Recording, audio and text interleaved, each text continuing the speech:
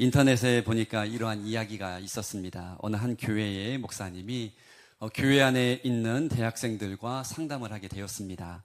먼저 지방대학에 다니는 청년에게 물었습니다. 대학생이 되니까 너무나 행복하지? 그러자 그 학생이 대답하기를, 목사님, 대학생이 되면 뭐예요? 지방대학에 다니는데. 이렇게 대답을 했습니다. 다음으로 목사님이 서울에 있는 대학에 다니는 청년과 상담을 하게 되었습니다. 그리고 똑같은 질문을 했습니다. 대학생이 되니까 좋지? 그러자 이번에 그 학생이 대답하기를, 목사님, 서울에 있는 학교에 다니면 뭐예요? 서울대도 아닌데. 이렇게 대답을 했습니다. 그래서 이번에는 서울대에 다니는 대학생을 불러서 똑같은 질문을 해보았습니다. 그러자 그 서울대에 다니는 청년이 또 이렇게 대답을 했어요. 목사님, 서울대에 다니면 뭐합니까? 법대나 의대도 아닌데. 그래서 다음으로 법대나 또 의대생에게 똑같은 질문을 해보니까, 목사님, 법대나 의대에 다니면 뭐합니까? 수석도 못하는데. 이렇게 대답을 했다라는 것입니다. 여러분은, 우리는 이 이야기 속에 나오는 우리 대학생들의 대답을 통해서 깨달을 수 있는 사실이 무엇일까요? 그것은 바로 사람들은 끊임없이 다른 사람들과 나를 비교한다라는 것입니다. 지금 나에게 주어진 좋은 것을 주목하기보다는 남들과 비교하기 때문에 늘 만족하지 못하고 행복한 삶을 살아가지 못하고 있다는 것입니다. 한마디로 비교의식이 우리의 삶을 불행하게 만들어가고 있습니다. 그래서 우리나라 속담에 이러한 말이 있습니다. 사촌이 땅을 사면 배가 아프다. 왜 사촌이 땅을 사면 좋은 일인데 내 배가 아플까요? 단순히 남이 잘 되는 모습을 보지 못하고 질투하고 시기하는 뜻이기도 하지만, 또 한편으로 나와 사촌을 비교하기 때문에, 나는 땅을 못 샀는데 사촌은 땅을 샀기 때문에 비교하니까 내 마음이 쓰리다라는 것입니다. 또 이러한 속담도 있습니다. 남의 떡이 커 보인다. 다른 사람과 비교하기 전에는 내가 가진 것이 결코 작지 않았는데, 다른 사람과 내 것을 비교하기 시작하니까 갑자기 내가 가진 것이 작아지고 볼품이 없어진다라는 의미의 말입니다. 한 가지 이소무화를 더 나누고 본론으로 들어가려고 합니다. 한 사람에게 강아지와 낙이 한 마리씩 있었다라고 합니다. 그런데 낙이가 보니까 주인이 자신은 이뻐하지 않고 늘 강아지만 예뻐하는 모습이 보였습니다. 그래서 유심히 강아지의 모습을, 왜 사랑을 받지, 왜 예쁨을 받지 생각하면서 강아지의 모습을 살피기 시작했고 몇 가지 특징을 발견했습니다. 그래서 강아지와 똑같이 나도 흉내내면 주인에게 사랑을 받을 수 있겠다 생각해서 어느 날부터 흉내를 내기 시작했습니다. 먼저 낙이는 주인 앞에서 그 큰 꼬리를 흔들기 시작했습니다. 그런데 주인이 별로 좋은 표정을 보이지 않았습니다. 그래서 이번에는 강아지처럼 주인 앞에서 그 큰 두 발을 들고 재롱을 떨기 시작했습니다. 여러분 한번 생각해 보세요. 큰 나귀가 두 발을 높이 들고 주인 앞에서 안기면서 재롱을 떨면 그 얼마나 무서운 일이 되겠습니까? 그래서 이 행동을 하는 나귀 앞에서 주인은 역시 인상을 쓰게 되었습니다. 그러자 이번에는 나귀가 강아지처럼 주인의 얼굴을 그 큰 혀로 핥기 시작했다는 것입니다. 그러자 주인이 소스라치며 그 나귀를 결국 마구간에 묶어두었다라는 이야기입니다. 여러분, 이 이소무화를 통해서도 깨달을 수 있는 사실이 무엇일까요?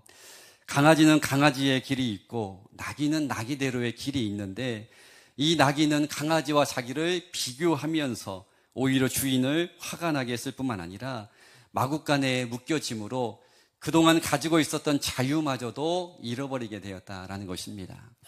이처럼 여러분, 우리가 누군가와 비교하기 시작하면 그 순간부터 내 인생이 더 좋아지고 행복해지는 것이 아니라 스스로를 마치 감옥에 가두는 것과 똑같이 된다는 것입니다. 무슨 말일까요? 비교가 시작되는 순간 내 마음속에서 자유가 다 사라져버리고 쇠고랑이 채워진 것처럼 늘 다른 사람의 모습에 신경 쓰고 매이게 된다라는 것입니다. 출애굽한 이스라엘 백성들이 하나님과 모세 앞에서 끊임없이 불평을 하고 원망하여서 결국 가나안 땅에 입성하지 못하였고 고생만 하다 광야에서 모두 다 죽게 된 이유가 여러분 무엇입니까? 이렇게 비교했기 때문이었는데요.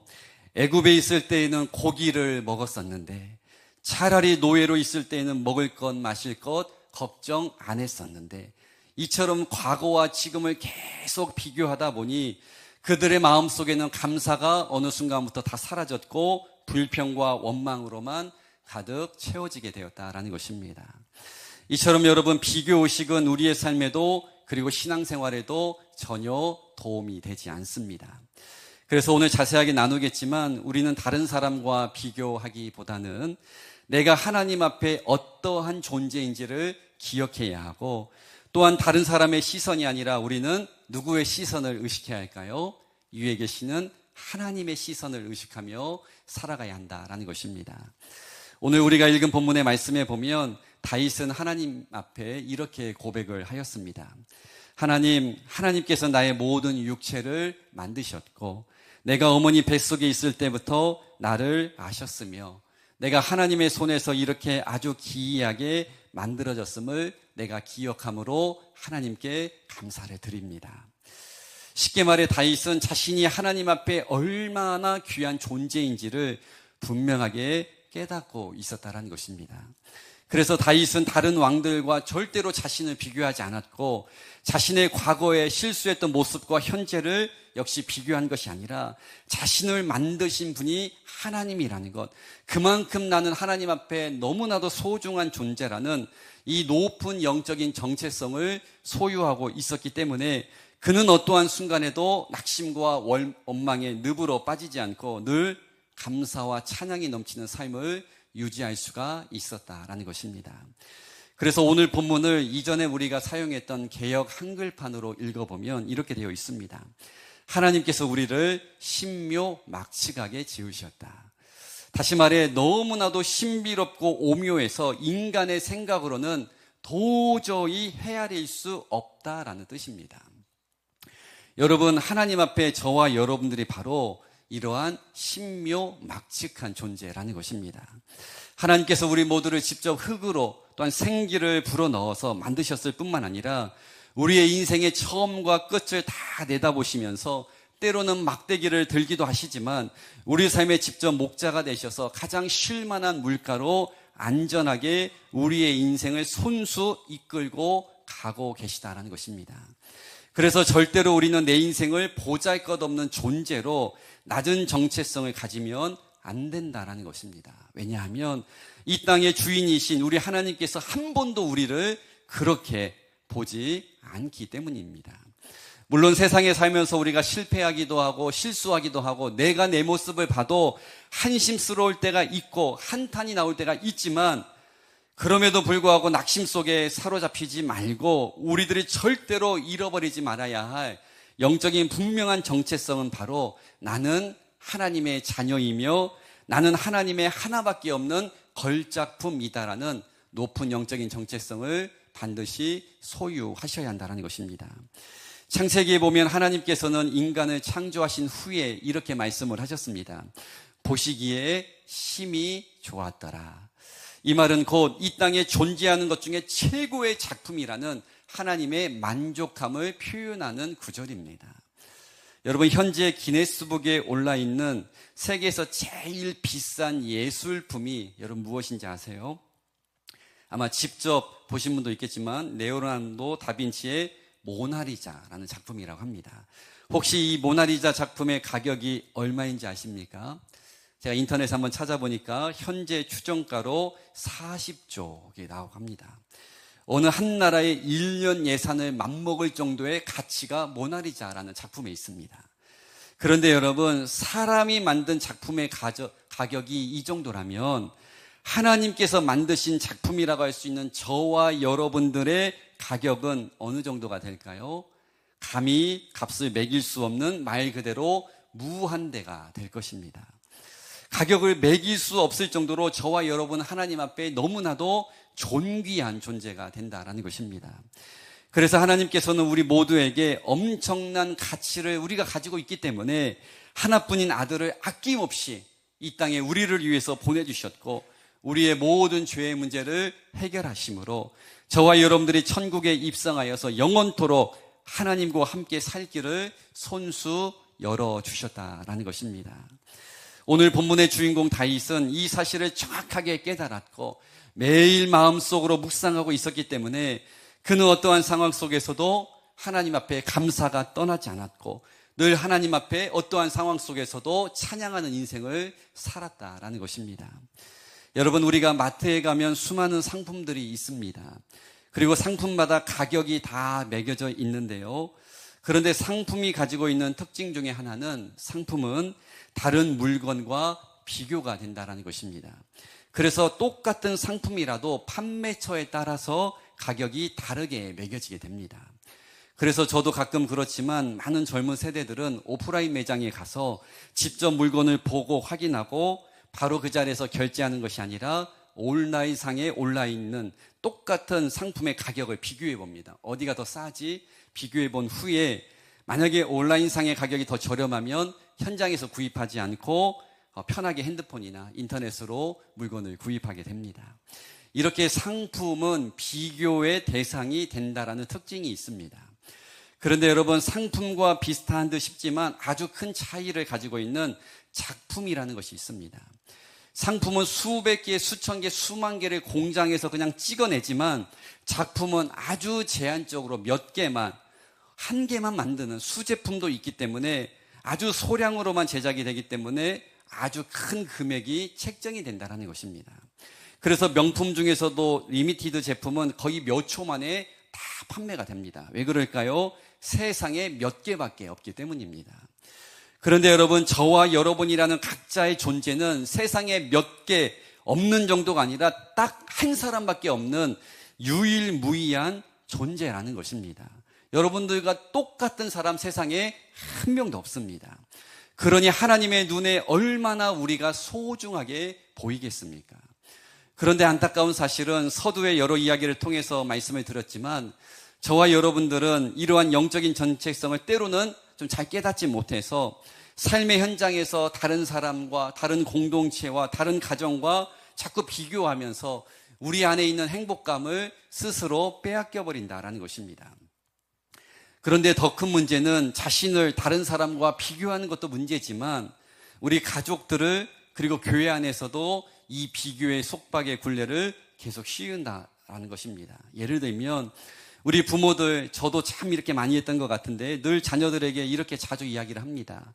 야, 어느 누구는 매일 학원도 잘 다니고 공부도 잘하고 그 아이는 인사도 잘하고 예배도 잘 드리고 엄마 아빠 말씀도 순종 잘하는데 너는 왜 그 모양이니? 이렇게 말할 때가 있습니다. 또 우리 아내들 가끔 이런 이야기 합니다. 다른 집 남편은 자상하고 돈도 잘 벌어오고 자주 여행도 데려가고 청소도 잘하고 음식물 쓰레기도 잘 버려주고 하는데 당신은 왜 하나도 하지 않습니까? 또 교회 안에서 이런 이야기가 들릴 때가 있어요. 다른 교회는 교육부서에 투자를 많이 해주는데 왜 우리 교회는 어른들 위주입니까? 또 반대로 다른 교회는 목사님이 교회 어른들과 자주 밥도 먹고 여행도 가는데 왜 우리 교회는 새가족과 젊은이들만 챙깁니까? 이렇게 끊임없이 나와 다른 사람 그리고 내가 속한 공동체와 다른 공동체를 비교한다라는 것입니다. 그런데 중요한 사실은 이렇게 비교가 시작되는 순간 우리 마음속에 감사와 칭찬과 감동보다는 어떠한 마음이 찾아올까요? 원망과 불평과 불행과 싸움만 찾아온다는 것입니다. 그래서 전 문화부 장관이었던 고 이어령 교수께서는 이러한 말을 한 적이 있습니다. 같은 방향으로 뛰면 1등은 한 사람밖에 없습니다. 그러나 동서남북으로 뛰면 4사람이 1등을 하게 됩니다. 그리고 360도 둥근 원으로 각자 뛰면 360명이 1등을 할 수가 있습니다. 왜 꼭 그 학교만 가야 합니까? 왜 꼭 그 직업만 가져야 합니까? 판사, 검사, 의사가 아니더라도 길은 아주 많습니다. 아니, 틀림없이 있을 것입니다. 이런 말을 남겼습니다. 즉, 다른 사람들과 비교하면서 모두가 가는 길로만 따라가지 말고 하나님께서 우리 자녀들에게 주신 재능대로 살게 하면 오히려 그 길이 행복한 삶이 될 수 있고 하나님의 뜻을 이루는 복된 삶이 될 수 있다라는 것입니다. 그렇다면 여러분, 우리가 이렇게 비교의식에 빠지지 않고 하나님의 걸작품으로 영적인 높은 정체성을 가지고 살아갈 수 있는 비결이 무엇일까요? 간단하게 2가지만 함께 나누려고 하는데요. 첫 번째로 하나님께서 나에게 주신 달란트와 역할과 사명을 감당할 때에 많고 적음으로 다른 사람과 비교하지 말고 이 일이, 이 직분이, 이 사명이 하나님께서 나에게만 맡겨주신 귀한 일이라는 영적인 주인의식을 가지고 최선을 다해서 충성스럽게 감당해야 한다는 것입니다. 마태복음 25장에 보면 우리가 너무나 잘 알고 있는 달란트 비유의 말씀이 나옵니다. 어느 날 주인이 먼 길을 떠나면서 집에 있는 종들에게 각기 다른 양의 달란트를 맡기게 되었고, 시간이 지난 후에 다시 돌아와서 결산을 하는 시간을 갖게 되었습니다. 그런데 5달란트와 2달란트 받은 종은 똑같은 양의 달란트를 추가로 남겼고, 그래서 주인에게 똑같은 내용의 칭찬을 받게 되었습니다. 그런데 1달란트 받은 종은 그 달란트를 땅에 묻어두었다가 그대로 주인에게 다시 드렸는데, 그 모습을 본 주인이 불과 같이 화를 내면서 책망하기를 있는 것까지 다 빼앗아서 바깥 어두운 데로 쫓아내라, 이렇게 명령을 했습니다. 그런데 여러분, 제가 이전에도 설교했지만 우리가 이 비유에서 주목해서 보아야 할 부분은 5달란트 받은 종과 2달란트 받은 종이 외적으로는 달란트의 양은 달랐지만 하나님이라고 할 수 있는 주인이 칭찬하는 내용은 토시 하나 틀리지 않고 똑같았다라는 것입니다. 여러분, 이게 무슨 의미일까요? 하나님께서는 저와 여러분들을 바라볼 때에 비교를 통해서 판단하는 상대평가를 하지 않고 미리 정해두신 기준에 따라 하나님만의 기준이라고 할 수 있는 절대평가를 하신다라는 것입니다. 쉽게 말해 하나님께서는 저와 여러분들에게 주신 달란트, 은사, 재능, 물질의 양이 얼마나 많고 적음인지, 얼마만큼의 성과를 냈는지 이 부분을 보고 판단하신 것이 아니라 우리가 나에게 허락하신 그 모든 것을 가지고 얼마나 최선을 다해서 충성스럽게 감당했는지 그 부분을 중요하게 보신다라는 것입니다. 지금의 우리의 삶으로 적용해 보면 하나님께서 나에게 맡겨주신 직분, 교회 안에서도 다양한 역할, 사명을 다른 사람들과 비교하면서 왜 나는 작은 일 맡겼지? 왜 저 사람은 큰 일을 맡겼지? 이렇게 말하는 것이 아니라 작은 일이라도 이 일은 하나님께서 나에게 맡겨주신 일이다 라는 책임의식을 가지고 최선을 다하고, 또한 하나님께서 나에게 맡겨주신 물질을 우리 인생의 주인이 되시고 그 물질을 허락하신 하나님을 위해서 사용하고 영적으로 흘려보내야 한다라는 것입니다. 하나님께서 주셨는데, 즉 주인의 재정을 가지고 나의 욕심을 채우고 나만의 성을 쌓고 나의 육적인 지경을 넓힌다라면 우리는 어쩌면 1달란트 받은 종에게 벌어졌던 빼앗기고 쫓겨나는 안타까운 일이 벌어질 수도 있다라는 것입니다. 그래서 여러분, 우리가 비교의식을 벗어나 하나님의 걸작품으로 살아가려면 사람에게 주목하는 것이 아니라 누구에게 주목해야 할까요? 하나님께 우리의 생각을 주목시켜야 한다는 것입니다. 그래서 여러분, 교회 안에서도 이렇게 하셔야 하는데요. 교회 안에서 어떠한 역할과 직분과 사명이 여러분들 가운데 주어졌을 때 왜 저 사람은 회장인데 나는 회원일까? 왜 저 성도는 이번에 임직을 받는데 나는 못 받는 것일까? 이렇게 비교하면 나에게 찾아오는 것은 불행, 낙심, 그리고 마음의 어려움이 되겠지만 똑같은 상황이라도 이렇게 생각을 하셔야 한다는 것입니다. 하나님께서 이번에 나에게 작아 보이지만 이 역할을 맡기신 이유가 무엇일까? 왜 하나님께서 이번에 나에게는 임직을 미루셨을까? 이렇게 나의 입장이 아니라 하나님의 방향에서 생각해 본다라면 영적으로 오히려 그 시간이 더 깊어지는 시간이 될 수 있고 하나님께서 더 큰 일을 맡겨주실 좋은 그릇으로 만들어질 수 있는 복된 기회가 될 수 있다라는 것입니다. 두 번째로 우리가 비교의식을 벗어나서 하나님의 걸작품으로 살아갈 수 있는 또 한 가지의 비결이 있습니다. 그것은 바로 남다른 삶이 아니라 색다른 삶을 살아가셔라 라는 것입니다. 여러분 아마 이런 말 자주 들어보셨을 거예요. 남다르다 또는 색다르다, 이런 말 들어보셨을 텐데, 남다르다라는 말의 의미는 남들과 비교해서 볼 때에 조금 더 잘하고 더 뛰어나다라는 이 상대성을 가진 표현입니다. 그런데 이에 반해서 색다르다라는 말의 의미는 다른 사람과 비교하지 않고 자신만의 특별한 색깔을 가지고 있는 사람을 가리켜서 참 색다른 사람이다, 참 독특한 사람이다, 그렇게 이야기를 합니다. 즉 인생의 포커스가 다른 사람에게 맞춰져 있으면 우리에게 주어지는 최고의 칭찬은 남다르다 밖에 되지 않겠지만, 우리가 나에게 주신 재능, 은사, 달란트, 특별히 하나님께서 나에게 주신 이 뜻에 주목하면, 즉 하나님의 편에서 생각하고 해석하면 나에게 맡겨진 일과 일생이 색다른 아주 특별한 삶을 살아가게 된다라는 것입니다. 왜 그럴까요? 하나님께서는 저와 여러분들을 창조하실 때에 다른 사람과 비교해서 좀 더 나은 존재, 남다른 존재로 만든 것이 아니라 이 세상에 딱 하나밖에 없는 유일무이한 색다른 존재로 다 여러분 각자를 창조하셨기 때문입니다. 다시 말해 세상에 있는 모든 사람보다 우리 각자가 고유의 성품과 재능과 사명과 역할을 다 가지고 있다는 것입니다. 즉 저와 여러분들은 비교를 상징하는 많은 것 중에 좋은 것이라고 할 수 있는 베스트 원이 아니라 오직 하나를 상징하는 온리 원과 같은 존재로 하나님이 생각하신다라는 것입니다. 그래서 여러분, 우리는 삶 속에서도 그리고 신앙생활을 할 때에도 우리의 초점이 다른 사람에게 가 있으면 안 되고 하나님을 향해야 한다는 것입니다. 즉 다른 사람이 나를 어떻게 생각할까가 아니라 하나님께서 나를 어떻게 생각하실까, 어떻게 보고 계실까, 이렇게 비교의식을 버리고 존재의식을 가져야 한다는 것입니다. 다른 사람과 다른 가정과 다른 대상과 계속 비교하다 보면 나에게 찾아가는 것이 무엇이라고요? 원망, 불평, 교만함이 되겠지만, 나를 창조하시고 나에게 직분 주시고 사명을 맡겨주신 그 하나님의 뜻에 집중하고 계속 묵상하면 내가 하나님 앞에 얼마나 귀한 존재인지를 깨닫게 된다라는 것입니다.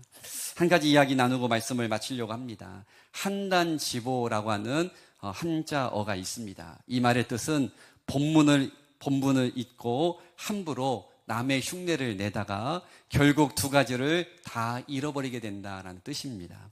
이 말이 생긴 배경이 있다라고 하는데요. 중국 연나라 때에 한 소년이 이러한 말을 듣게 되었습니다. 우리 옆에 있는 조나라의 수도인 한단에 가면 그 사람들의 걸음걸이가 얼마나 경쾌하고 우아한지 모릅니다. 아주 멋진 걸음걸이를 가지고 있다는 소문을 들었습니다. 그래서 이 소년은 늘 자신이 살고 있는 연나라 사람들은 걸음걸이가 촌스럽다 이렇게 생각했기 때문에 나는 멋진 걸음걸이를 배워야지, 그래서 옆나라로 가게 되었습니다. 그리고 그곳에 오랜 시간 살면서 조나라 사람들의 걸음걸이를 유심히 살피면서 계속 연습하면서 배우게 되었습니다. 그런데 안타깝게도 몇 년을 아무리 노력하고 그 걸음걸이를 연습을 해도 똑같이 배울 수가 없었습니다. 그래서 결국은 어쩔 수 없이 포기하고 그냥 고향으로 돌아가야겠다 생각을 하고 출발을 했는데 그 순간 아주 큰 문제가 생기게 되었습니다. 그 문제는 바로 다른 나라의 사람들의 걸음걸이를 몇 년간 계속 배우고 연습하다 보니까 이전에 자신이 편하게 걷던 걸음걸이를 다 잃어버리게 된 겁니다.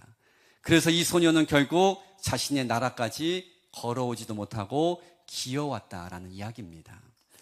여러분, 이 이야기가 우리들에게 시사하는 것이 무엇일까요? 그것은 우리가 계속 다른 사람들과 비교하며 살아가면 내 삶의 스텝도 꼬이게 되고, 특히나 한 달란트 받았던 종과 같이 하나님께서 나에게 주신 고유한 은사, 달란트, 재능을 하나도 사용하지 못하고 늘 남만 따라가다 보니까 나에게 주신 좋은 것은 쓰지도 못하고 사장시키는 안타까운 인생이 되고 만다라는 것입니다.